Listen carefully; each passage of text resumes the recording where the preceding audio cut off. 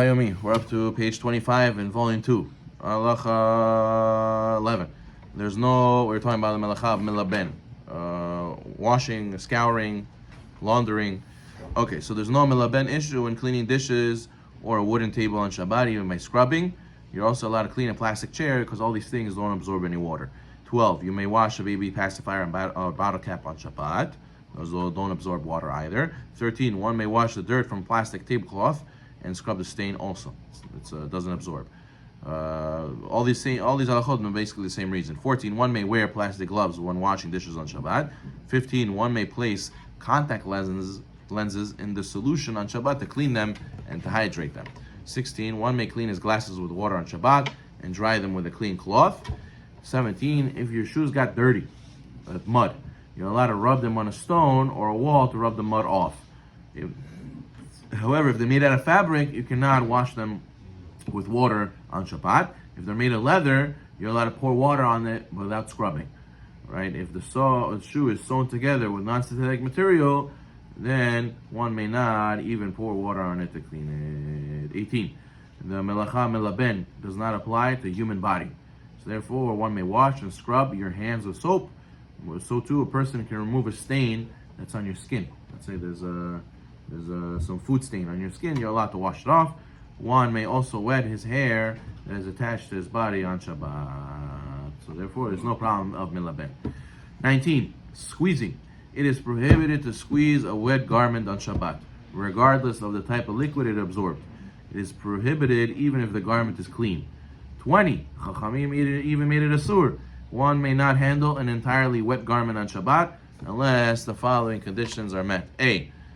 Two people pick it up at once. This way one will remind the other not to squeeze the garment. B. If it's a garment that one does not usually wash or launder, but if you usually wash or launder it, it's a problem. C. If it absorbed a liquid other than water or other clear liquid. It absorbed a dirty liquid, a liquid that makes it more dirty, right? Soda and wine or blood, whatever it is, right? 21. If one's clothing became so wet while wearing it, let's say you got very sweaty or you got stuck in the rain, you may still wear it, even though you're going to walk home and you're going to go quick, right? You're still walking in the socks that are soaked. That's fine. Likewise, it is permitted to walk around with wet socks, even though you're inevitably squeezing out the water from the sock every step you take. But we're going to see what you have to do once you take it off. 22. One may use baby wipes on Shabbat, provided that one wipes in a gentle manner and tries not to squeeze the wipe in the process. How is that allowed? 38, footnote. The Halacha is stringent regarding wipes that are very wet. The author says, I spoke to Rav Chacham David Yosef about using baby wipes for adults, and he told me that his father allowed the use of baby wipes not only for children, but also for adults. And they don't bring the reasons over here, but I remember seeing inside in Chazon Ovadia, number one, they don't have that much liquid, right?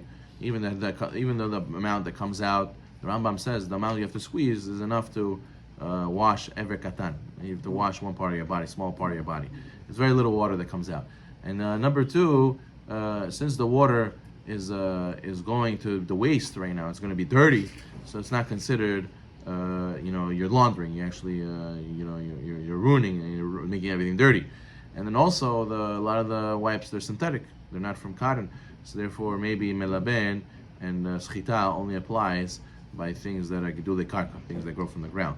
These things are synthetic, so they're not really. But a combination of all these things, and especially for kids, they automatically have a status cholesh en bo sakana, so it'll be very lenient. But the chidush is even for adults. Right. Okay, 23. One should not clean a cup with a towel on Shabbat, since the cup is elongated and you'll end up squeezing the towel when you try to dry the bottom of the cup. However, if one uses a dish towel only used for this purpose and you don't care if the water gets squeezed out or not, or if the towel gets dirty, then it may be used. 24. One may not clean dishes on Shabbat with a sponge, because you're going to squeeze. However, a sponge or a brush made out of plastic that doesn't absorb water may be used to clean dishes on Shabbat. Similarly, one may use a toothbrush on Shabbat. The toothbrush does not absorb the water. 42, the footnote says, it's preferable to have a toothbrush that's set aside specifically for Shabbat use. In regards to putting the toothpaste, Ovadia holds it's not Melaben, it's not considered whitening it to do the teeth or to whiten to put the toothpaste on the brush. There's no problem of memereah, there's no problem of smoothing the cream, the toothpaste all over your teeth and the toothbrush because it goes away. Actually, the toothpaste gets lost and becomes a liquid. It doesn't stay as a cream on the teeth. And therefore, all those reasons together, as long as you don't bleed, that's the main thing. The main thing is if you know you're going to bleed, you're very sensitive, don't do it. But if you're not going to bleed, Ravadia gives a leniency. 25. One may not clean up spilled water with a garment that one is generally careful to wash, if one were to clean it with it during the week. So let's say you have a towel that you use for hand towel, and you make sure that it's clean. It's not a trepka, it's not like a rag. It's a nice towel that you use for nitlat yadayim. Over there, you cannot use that to clean up spilled water on Shabbat. If one wants to clean spill of water on Shabbat, one should use disposable napkin, a paper towel, or a rag that you don't usually clean to keep it clean. Right? If none of those things are available, one may use a towel or other garment, but you should step in the water first to make the water dirty, and that way, when you clean with the towel, now the towel is cleaning up dirty water. It's not considered that you're laundering it, because if it's cleaning up clean water, so now it's like you're laundering it. But if you're putting it in dirty water, you're just dirtying it. You're not doing laundering. In all cases, one should wipe the spill lightly and be careful not to squeeze or press the cloth when wiping. But if it got soaked, what did we say before? You can't pick up a soaked towel on Shabbat. So therefore, even if you do use it, once it's soaked, you have to leave it there unless you fulfill one of the conditions we said before. Okay, 26. After washing one's hands, let's say, or washing with soap, one should preferably rub them together first. You rub your hands together first, or shake them to remove as much water as possible before drying them onto a towel. Furthermore, one should dry his hands on different parts of the towel, because if you keep using the same area, that area gets soaked. Already the towel gets soaked over there, and it can be easily squeezed. 27. You're washing for bread. A lot of people say don't do it. Yeah. 27. Ones whose hands are muddy or very greasy, one may not wipe them off onto a hand towel as clean enough to be normally used.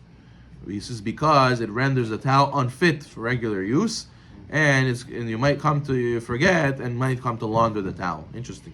When a person finds a towel that has a big stain on it, a lot of grease, he has a hard now to wash it. Well, therefore, one should wash his dirty hands before wiping it on the towel. Okay, good.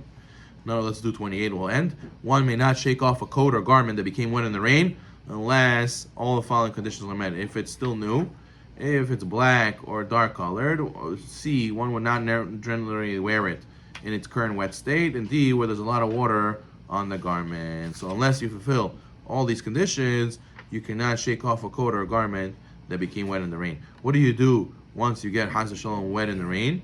We're going to see you're not allowed to hang clothes, to hang dry. It's also part of laundering. It's a sumi darabanan. So you're allowed to only put it in a place where you normally would put it. Let's say when I come home, sometimes I put my coat on the chair to just leave it there, and then I go do what I need to do. So you're allowed to put it on the chair too. But you can't put it on a hanger specifically in a place next to the heater in order that it should dry on Shabbat, because that's laundering. Baruch Adonai Olam. Amen. Amen.